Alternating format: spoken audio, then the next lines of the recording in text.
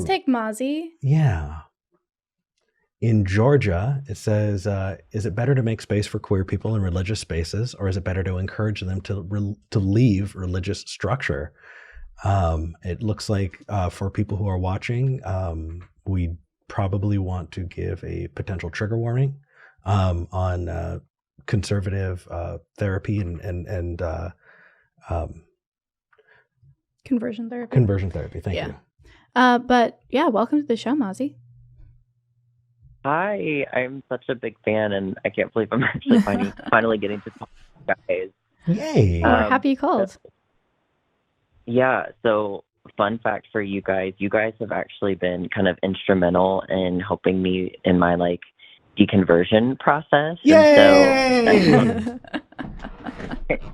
so I had made a lot before I stumbled across your content, but like I consumed so much of your content that it really just kind of helped me on my way out the door. So thank you for that. Absolutely. So I wanted to kind of like bring up this topic because it was something that you guys had actually kind of argued with each other before on the show, where one of you, I can't remember who said what, but one of you was kind of like advocating for kind of like this complete dismantling of these religious infrastructures because of the spidering effect that it has in so much of our day-to-day lives. And the other one was advocating for maybe something less dramatic and drastic than that.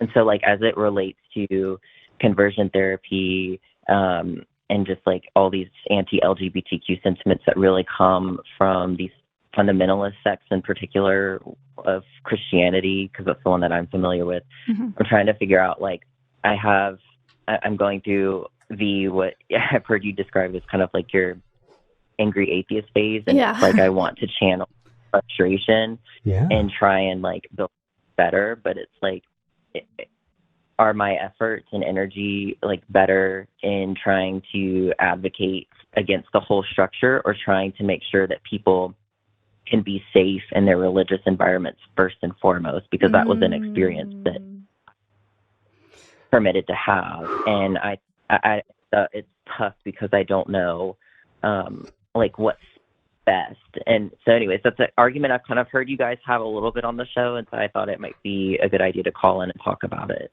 I love that question. Yeah. And before we dive into anything about anything else, I do want to just latch on to something and make sure it is said explicitly.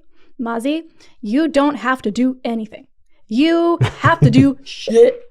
Like, nothing. Like, I love that you want to, and I think that that speaks a lot to the kind of person that you are, and you are going to have impact in other people's lives just by calling this show, just by being who you are.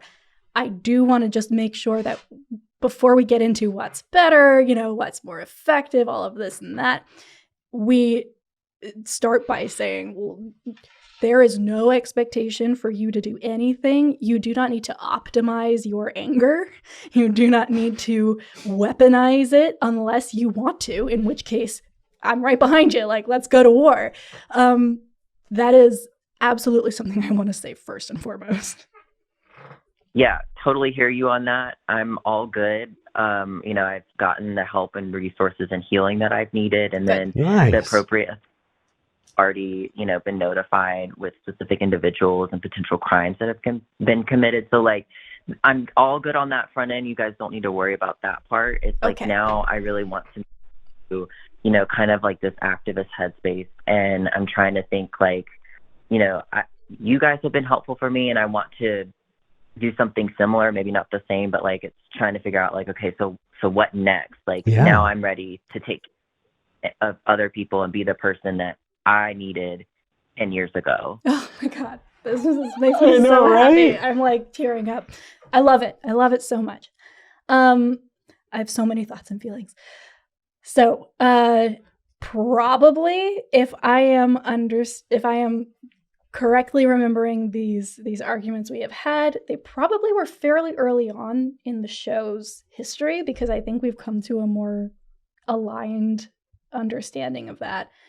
I think I normally am probably going to be the one to be like, you can totally still be religious as long as you're not hurting people. And that puts me at odds with a lot of other atheists who are very much more anti-religion. Well, so I think that there's a time and a place to have the navel-gazing conversation of let's talk philosophy and get real deep and nitty-gritty. And when that happens, if somebody wants to talk about their justification for belief in a God, I will. That's the time when I spar and I enjoy it and I love it and I think that's important. And I think that as long as we're recognizing that shouldn't go away. We just recognize that there's a time and a place. You know, there's a practical sense to things, and that's where I think we do agree, V. Nowadays, it's and the answer is all of the above. Yeah. Let's make the whole world a safe space for queer people. Let's make all of it a safe space. Let's make outside of religion, inside of religion. Let's make courthouses and classrooms and government centers and grocery stores a safe place for all of us. And that is going to have, and it's going to require so many people that aren't you. And so they're going to do what they're good at. They're going to find those things that they can get involved in.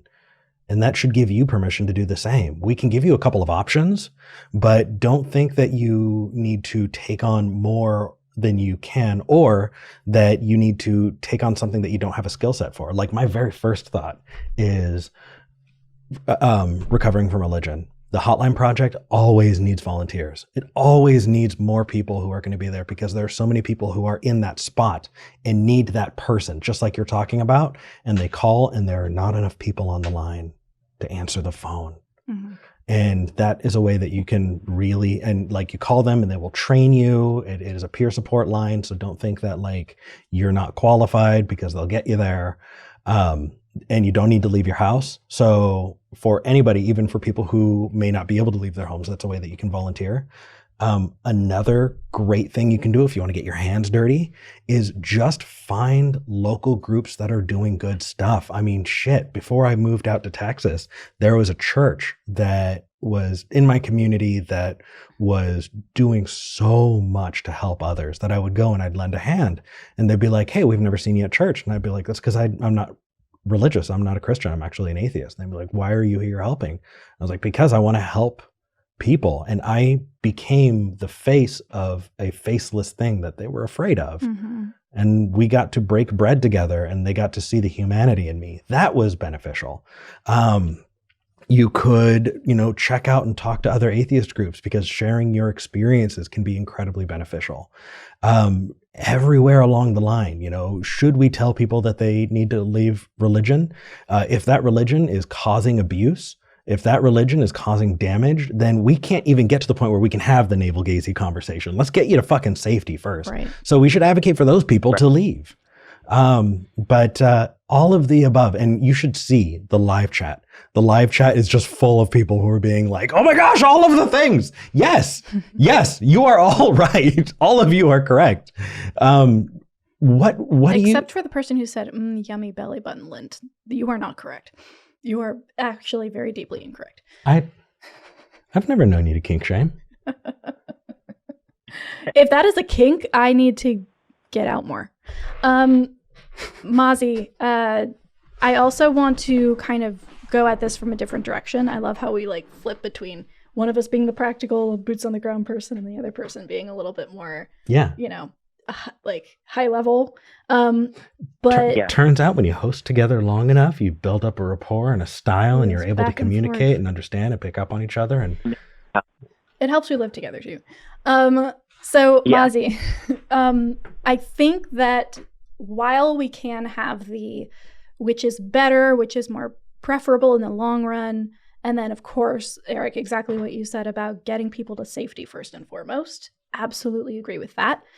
I do think that there is a different way to look at this as well, which is the reason that queer people and the LGBTQ plus community is vilified and suppressed violently by the church is because accepting other kinds of people, accepting things that make them uncomfortable, is that first breaking of the seal that then opens up that church, that congregation, that community to other ideas. So Right. it really, the reason it is pushed back so hard on is because they know that the churches that are queer friendly, that are safe for all kinds of people, that are diverse, aren't going to vote the way they want them to. They aren't going to gatekeep in the same way. They're going to start disseminating this information amongst the masses. It's essentially, honestly, very similar to the pushback that people who were trying to translate the Bible from Latin into English got. We can't give this power to other people. This needs to be ours. We need to be able to control the minds of the people who come to church every Sunday. And if a queer person comes out, guess what? That's a sign that person isn't as easily controlled. And so that person needs to go. So while I fully agree that ultimately, like, the goal is to move people into a space of rationality, into using better epistemology. And usually that means coming out of a dogmatic religion. But that is not in contrast to making religions, especially Christianity, more accessible and safe for queer people. One naturally follows from the other. We've seen it time and time and time again. So while we can have that conversation of ultimately, yes, it's going to be great when there is a more egalitarian, non-dogmatic society that isn't founded on religion, going straight there, some people do, and it works for them. But a huge piece of that puzzle is starting to open up those doors and allow people with differences of opinion, differences of worldview, of nationality, of expression, to live safely in that space. And as soon as that happens, everything else starts falling into place. And that's why it's so pushed back on. So they aren't actually different goals. It's just, do we want to jump right to the end and start setting up the structure for people who are leaving? Because that's valuable help, right? That's recovering from religion. They've jumped to a place where people are out and need somewhere to land. Not necessarily. Also, people who are not entirely out, are questioning, are in, this state of despair. Honestly, a lot of people who are like, I have no idea what I believe or what to go on. And one of the things that you'll learn, Mozzie, that will temper that angry atheist is they will teach you cannot push other people to think the way that you think, right? You'll meet them where they are, listen to them where they are. And it is a really, really awesome experience. Sorry. Yeah, no, absolutely. I fully agree. But there are those are the two sides. It's not, is religion okay or is religion not okay? It's, are you going to go to the part of the story where the person has left that religion and set up a resource for them there because that's valuable and we need that? Or are you going to be part of the story before they get out there where you make it safer? And by doing so, start opening doors not just for that queer person in that church, but for everybody else in that church. Yeah. It's so contagious, the desire to open up your mind, that they have to quash it at every level, because otherwise people start moving in that direction. Well, I mean, there are progressive churches. Like, I do want to push back a little bit. But like, those churches have the safety element already in that. Correct. This is Okay, specifically you're right. Places that are not safe. Absolutely. So anyway, I'm going to get off my soapbox now, but I hope that kind of positioned it in a way where there isn't a right or wrong decision.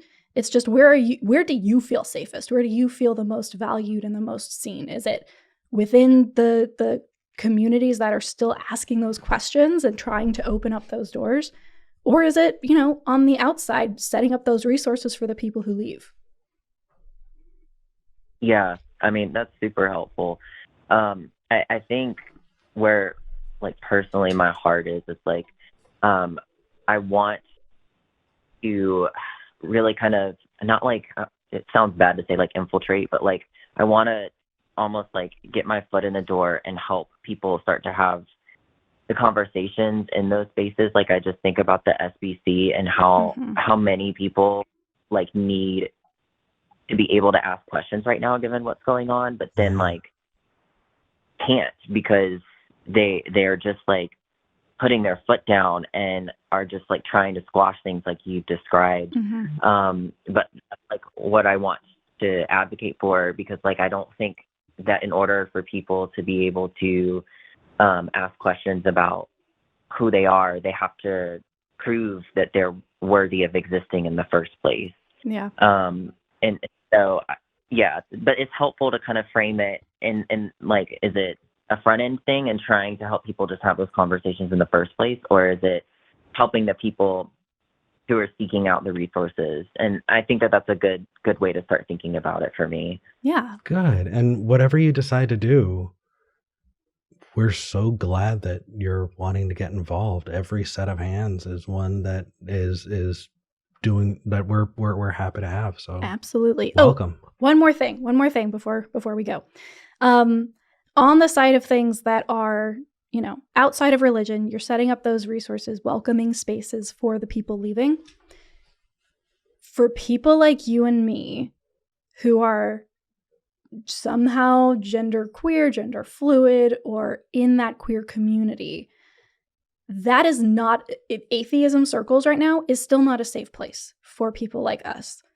And that is what my role ended up being, right? I was like, oh, do I go into the church and like talk to people? Do I, you know, start them on their questioning journey? Where do I fit?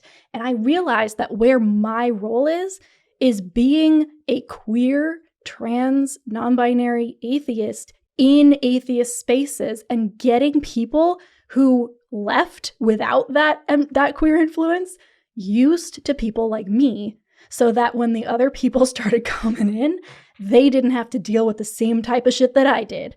And that's also super valuable. Just being an out atheist who isn't a cis white dude is so helpful. It is so incredibly needed.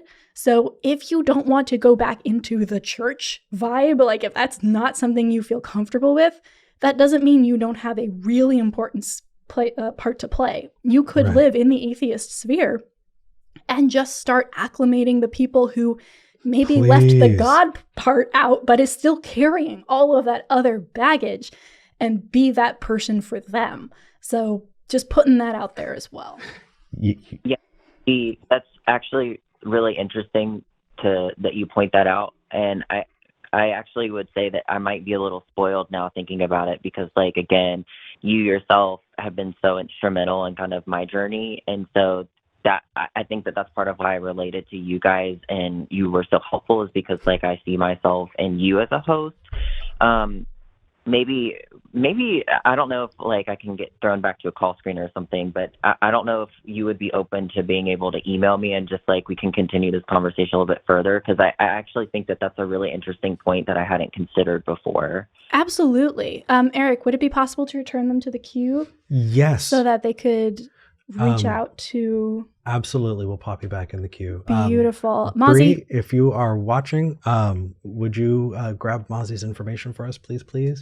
Yeah, we will reach out, or feel free to reach us at contactskepticgeneration@gmail.com. Mozzie, that was so meaningful to hear on my first day back after a couple of weeks. And I just know you're going to do awesome shit. Definitely. So, thank you for calling. Can't wait to see it. Well, thanks for talking with me, you guys. Thank you. Bye. Oh, that made me so happy. Oh, that made me so happy. So many thoughts.